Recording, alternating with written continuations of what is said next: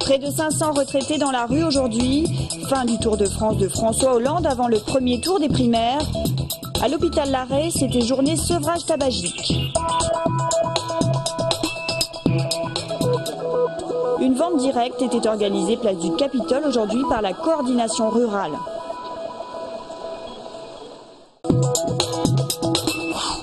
« 450 retraités ont manifesté ce matin dans les rues de Toulouse. Meilleure prise en charge de la perte d'autonomie et pouvoir d'achat réévalué était au centre des revendications. Je n'ai pas une grosse retraite et ça devient, avec le prix des logements, des loyers ou des trucs comme ça, c'est difficile. Nous revendiquons un minimum de 1 700 € de retraite aujourd'hui. Parce qu'une maison de retraite aujourd'hui, elle se situe aux alentours de 1 800 à 2 000 € pour pouvoir se mettre à la retraite. Et quand on sait que ce sont des personnes âgées plutôt du côté féminin avec des carrières non complètes, vous voyez ce que ça représente pour les familles à charge des personnes qui sont dans ces maisons de retraite. Il y a beaucoup de raisons d'être en colère. Et on sait qu'on manifeste pour rien, mais on veut montrer au gouvernement que ça ne va pas. Une délégation a été reçue en fin de matinée à la préfecture. Les syndicats comptent mobiliser une nouvelle fois les retraités mardi prochain pour la journée nationale d'action. Le cortège partira de la place Jeanne d'Arc à 10h30.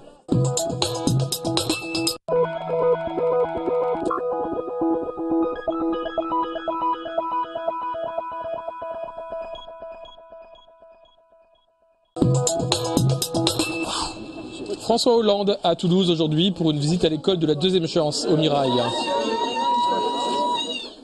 Un accueil chaleureux pour celui qui a mis l'éducation et la jeunesse au cœur de son projet. Finalement, cette génération qui permet de rassembler toutes les autres.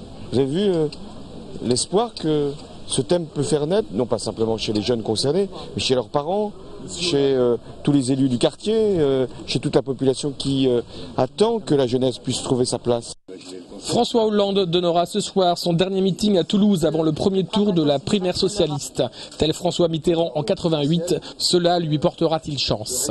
Toulouse, c'est toujours une ville symbole du socialisme, avec une histoire avec Jaurès, avec la résistance, avec tous ceux qui ont fait que cette région, ce département, ont toujours eu la couleur rose, et cette ville aussi. Suite à cette visite dans l'école de la deuxième chance, François Hollande a réaffirmé que le PS devait saisir la sienne. Les enjeux sont posés, et c'est les Français qui ont les réponses.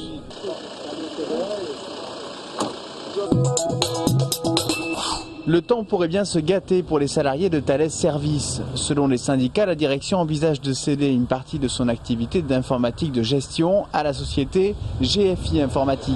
550 emplois sont menacés en France, dont 157 sur le site de Toulouse. Thales considère que ce secteur n'est pas stratégique et qu'elle n'a pas de besoin d'investissement dans ce secteur. Elle préfère le vendre tant qu'il est encore un peu rentable. C'est plutôt la sous-traitance d'un plan social parce que c'est une activité qui, si on n'investit pas dessus, risque de péricliter chez nous. Et pour ne pas qu'elle périclite à l'intérieur de Thales, ils la vendent, charge aux repreneurs de faire le plan social qui ne manquera pas d'arriver. Une vente à GFI qui se traduirait par l'application d'une convention collective moins avantageuse pour les salariés de Thales. Un impact à la baisse sur les salaires de 1 000 € par mois est redouté. Une journée de mobilisation est prévue le 18 octobre devant le siège de Thales à Neuilly. Journée recrutement à la médiathèque aujourd'hui avec ce salon 2 en 1, une partie étant consacrée au commerce et l'autre à l'ingénierie informatique.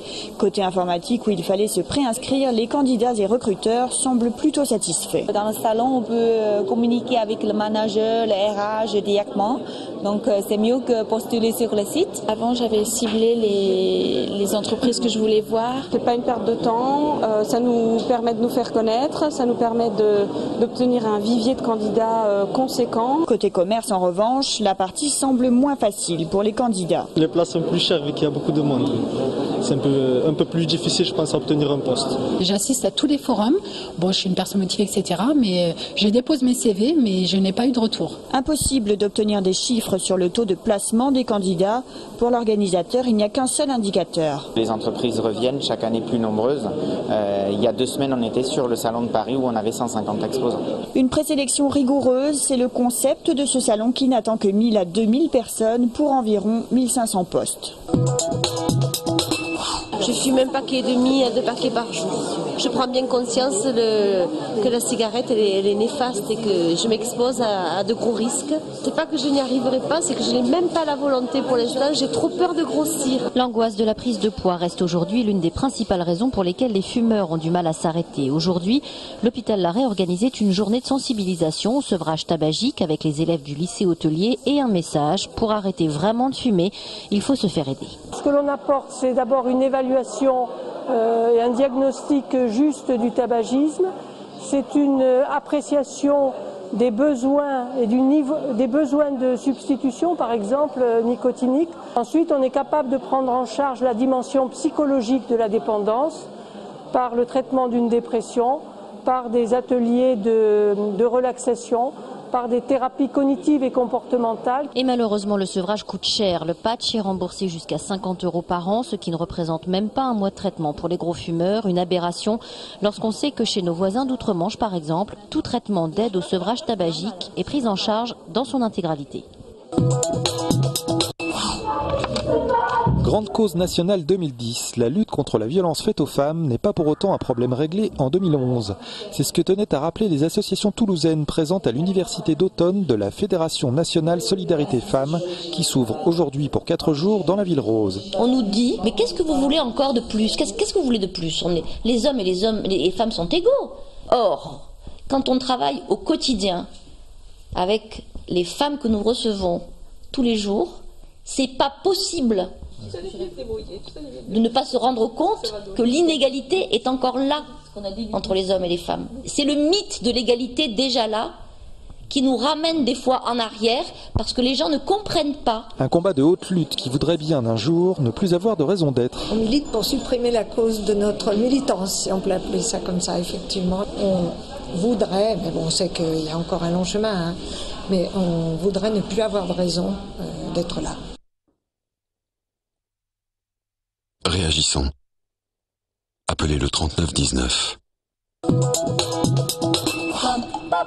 Sous le signe de la tendresse et la générosité, Josepha, une artiste du Sud-Ouest, vient faire découvrir son univers à la galerie Alain Daudet jusqu'au 29 novembre. Entre bronze et résine, son œuvre montre essentiellement la femme telle que l'imaginaire culturel nous la laisse deviner. Elle joue sur l'opposition femme-objet, femme indépendante, une large gamme qui peut permettre facilement de s'identifier. Une représentation d'envergure qui mérite d'être vue de tous.